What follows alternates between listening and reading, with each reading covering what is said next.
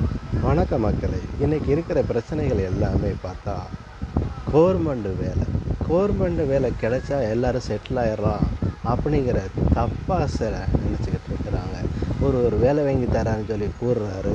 9 லட்சம் கொடுங்க, 10 லட்சம் கொடுங்கன்னு சொல்லி கேட்குறாங்க. உடனே இவங்க வாயை பொளந்துக்கிட்டு கவர்மெண்ட் வேலை கிடைக்கிது அப்படின்னு சொல்லிக்கிட்டு சம்மந்தமே இல்லாத ஒரு நபர்கிட்ட போய் கேட்டால் சொந்தக்காரங்க சொல்லத்தான் செய்வாங்க.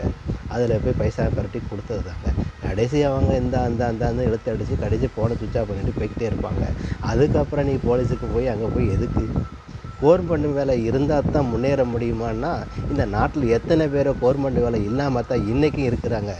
ஏன் ஸ்கூலில் படிக்கும்போது கூட கடைசி பெஞ்சு மாணவர்கள் முன்னேற மாட்டாங்கன்னு சொல்லி அந்த ஸ்கூல் வாத்தியாரே சொல்லியிருக்காரு. ஏன் இன்றைக்கி சொல்கிறேன், கடைசி பெஞ்சில் உள்ளவங்க தான் முன்னேறிக்கிறாங்க அதிக பேர். ஆக இப்படிலாம் இருக்கும்போது தன்னம்பிக்கையும் வைராக்கியம் மட்டும் இருந்தாலே போதும். அரசு வேலை இருந்தால் தான் முன்னேற முடியுமானா, எத்தனை கோடி பேரே இருக்கிறாங்க அரசு வேலை இல்லாமல். அவங்களாம் முன்னேறலையா? டெய்லி சாப்பிடலையா?